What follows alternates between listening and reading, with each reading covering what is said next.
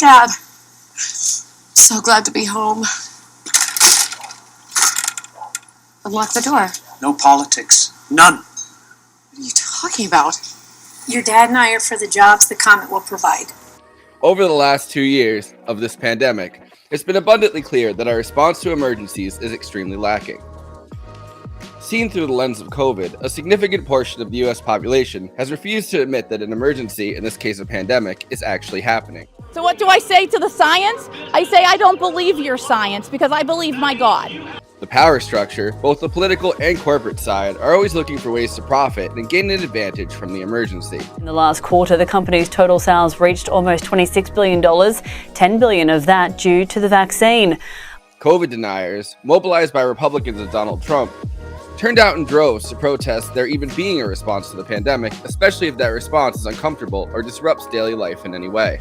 I recommend take the vaccines. I did it. It's good. Take the vaccines. But no, that's okay. That's all right. You got your freedoms. Our corporate media, obsessed with ratings and ad dollars, are exceedingly careful about how they cover emergencies, preferring lighthearted pop science segments and sensationalized but ultimately meaningless puff pieces. In other words, an endless strip of distractions. Quiet quitting is a really bad idea. If you're a quiet quitter, you're a loser. The science is ultimately politicized, and scientists get corrupted by government and corporate responses that are profitable, but ultimately not optimal. Some scientists delude themselves into believing it's preferable to be in the room rather than speaking out. This pandemic, of course, is a dress rehearsal for the climate emergency we are rapidly heading towards. The climate emergency will be far more intangible than a pandemic. The outcomes more uncertain, and seemingly disparate events will have to be linked by scientists who never want to say there is 100% probability to data. The lack of clear certainty in science is then used by anyone who wants to cast doubt on the emergency's existence. How many times have you heard that statement? Probably hundreds. It may seem like a compelling and scientific argument against fossil fuels, but it's one of the most illogical, unscientific arguments you can make. To see how, let's use this form of argument for another controversial product, vaccines. Adam McKay, after recent successes with movies like Vice and The Big Short, and critical acclaim for Succession, tries to tackle our collective response to catastrophe in the 2021 climate apocalypse allegory, Don't Look Up.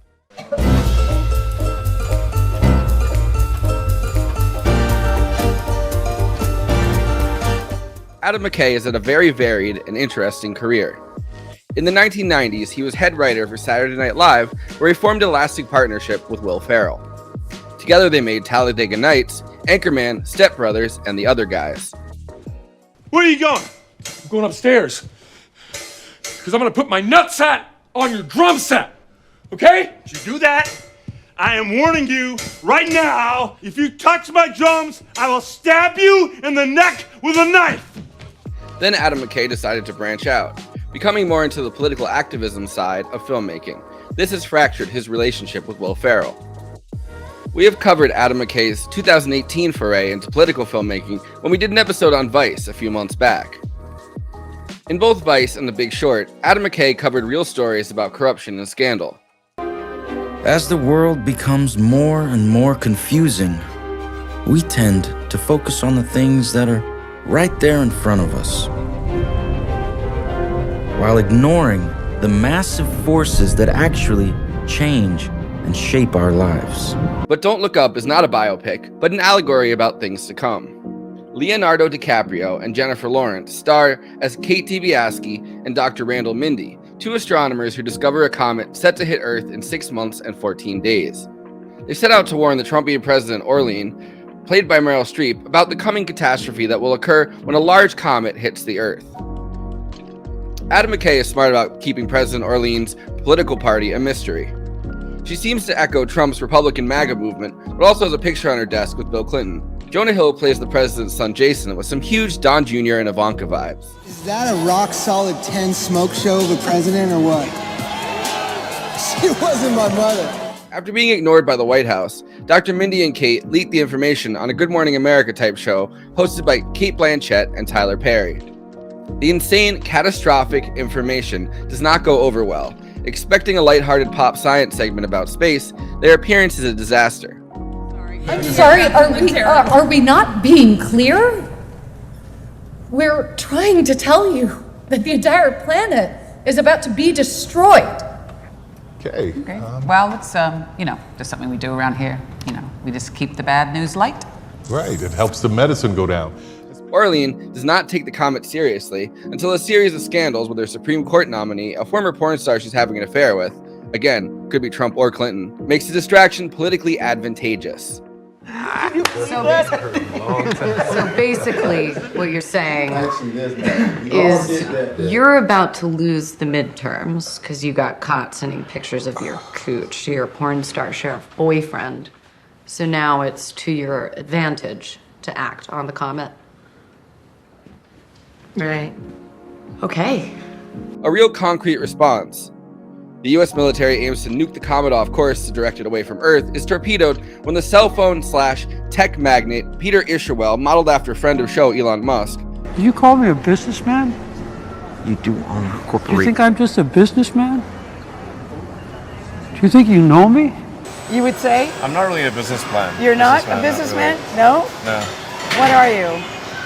I'm sure there's probably lots of analysts on Wall Street who would agree that I'm not a businessman. Alerts the president that $7.1 trillion worth of rare earth minerals are on the comet. Yttrium, terbium, osmium, dysprosium, on and on and on.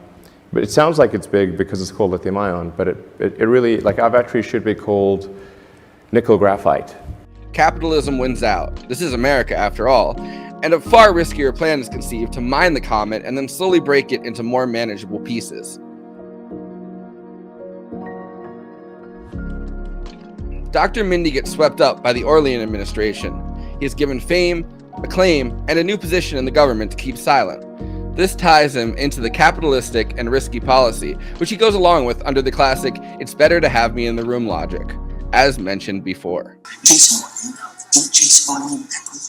I have news for you. It's already a complete disaster. As the comet gets closer, it's increasingly clear that this non-peer-reviewed experimental policy will likely prove disastrous. As time ticks away, Dr. Mindy and Kate try to warn humanity that the end is nigh, breaking completely with the government. Kids, listen to me. You tell your parents that President Orlean and Isherwell are sociopaths and fascists! However, it's essentially too late, and the comet's existence becomes undeniable. Despite this, President Orlean continues to demagogue away with the Don't Look Up movement. They think they're better than you. The cathartic and emotionally driven pleas to just look up, and Dr. Mindy and Kate's breakdowns are aimed at us as an audience, becoming increasingly futile. Every single man, woman, and child on this planet is going to die. I don't like him. He makes me sad. I'm sorry about that. At some point, they just serve to remind us that this is not normal. Unlike the stellar ensemble cast, we, in the year 2022, can still change things and avert disaster. Social media and the ways we react to and obtain information are the real point of satire in this movie. Yeah, this pin points both up and down. Because I think as a country we need to stop arguing and virtue signaling. Just get along. It's impossible to be in full crisis mode all the time, even with a fast approaching emergency. But the constant state of distraction and the drip of meaningless information is, at least in my opinion, this humble podcaster, untenable. Just look